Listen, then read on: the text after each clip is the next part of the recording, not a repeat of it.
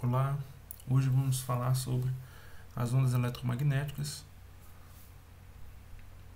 que estão presentes no nosso cotidiano, sobretudo na nossa visão, além, de estar presente em aplicações do tipo micro-ondas, ondas raio-x, ondas FM, entre outras.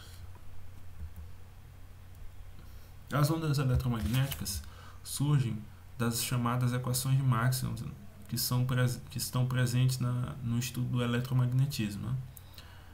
Essas equações implicam que o campo elétrico, representado pela letra E, e o campo magnético, representado pela letra B, obedecem a equações de onda. Assim, no espaço vazio, no vácuo, onde não há cargas, não há correntes, você tem uma onda plana. Nesse caso aqui, uma onda plana paralela ao eixo X, tá bom?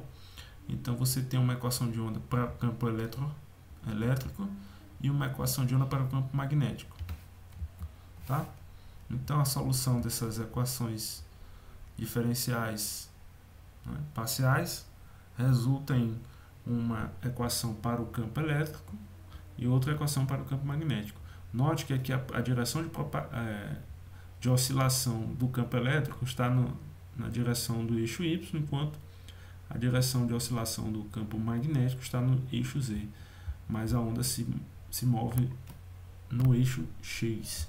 Como é que fica isso num gráfico, tá? Então você tem essa situação, o campo elétrico em um plano, oscilando, se propagando, uma onda progressiva, e no outro plano perpendicular, você tem o campo magnético. A direção de propagação se dá aqui nesse caso aqui, tá? No eixo X.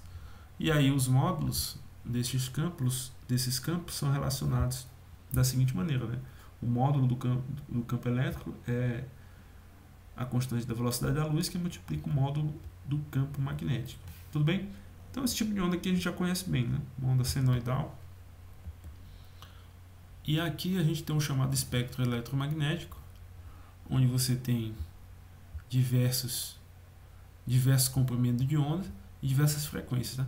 Aqui a classificação dos raios e aqui suas respectivas frequências e comprimento de onda. Então você tem em menor comprimento de onda você tem o raio gama, o raio X, ultravioleta. E maiores comprimentos de onda nós temos as ondas de rádio longas, as ondas de rádio AM.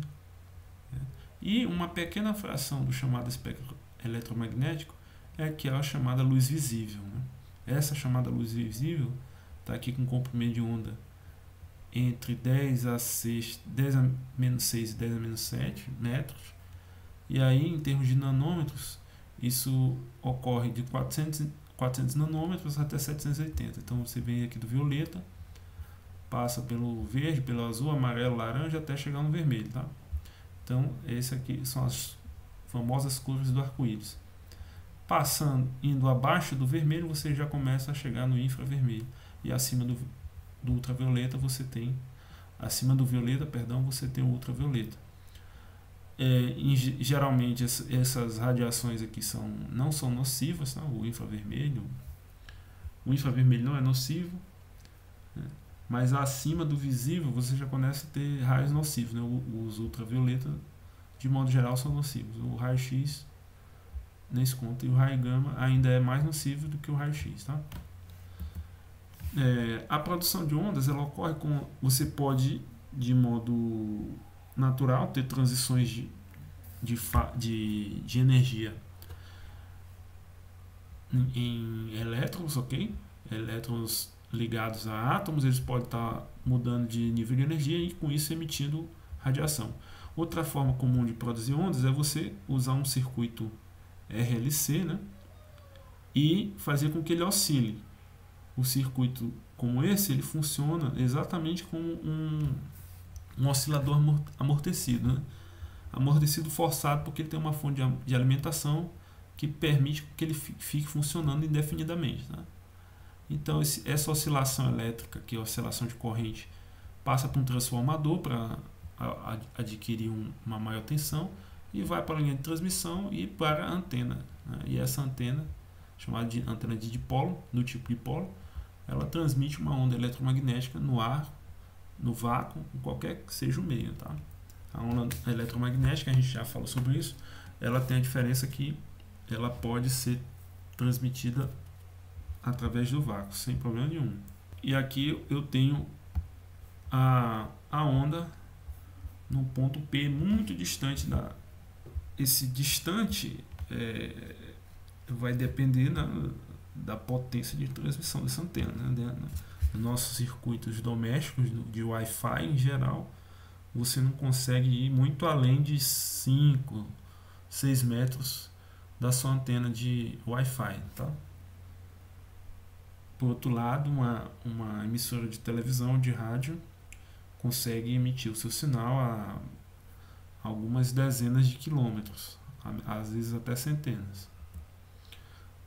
Agora, uma coisa interessante, né? Que assim como a onda mecânica de uma corda transmite energia, né? Transporta energia, a onda eletromagnética também transporta.